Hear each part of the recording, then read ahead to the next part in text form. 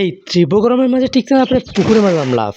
আসসালামু আলাইকুম, আশা করি সবাই ভালোই আছেন। এখন চলছে ভরা গ্রীষ্মকাল, আর এইদিকে সূর্য মামার তাপে বাইরে কাজ করাও দুষ্কর। তবুও আমাদের পেশা যেহেতু কৃষি, তাই ঝড় হোক বৃষ্টি হোক রোদ হোক আমাদের কাজ তো করতেই হবে। আগের ভিডিওতে আমি বলেছিলাম আমাদের ধানগুলো পেকে যাচ্ছে, তো আমাদের এই ধানগুলো পেকে যাওয়ার কারণে আমরা আজকে সকাল সকাল এসেছি এই ধানগুলোকে কাটতে। কিন্তু এই সময় তো এখন সকালবেলাতেও প্রচুর রোদ থাকে, তবুও কিছু করার নেই, আমাদের কাজটা তো আজকে করতেই হবে। আলহামদুলিল্লাহ, দুপুরের কড়া রোদের আগেই আমরা আমাদের ধান কাটা শেষ করে দিই। ধান কাটা শেষ করে বাড়িতে এসেই বাইরে বেরিয়ে দেখি তীব্র গরম। এই গরমে টিকতে না পেরে শরীরকে ঠান্ডা করার জন্য লাফ মারলাম পুকুরে। তীব্র গরমের কারণে পুকুরের পানিও গরম হয়ে গেছে, তাই যতটা শরীর ঠান্ডা হওয়ার কথা ছিল তার থেকে গরম হয়ে গেছে বেশি। কিন্তু যেহেতু নেমেই গেছে সেহেতু একটু সাঁতার না কাটলে কি হয়।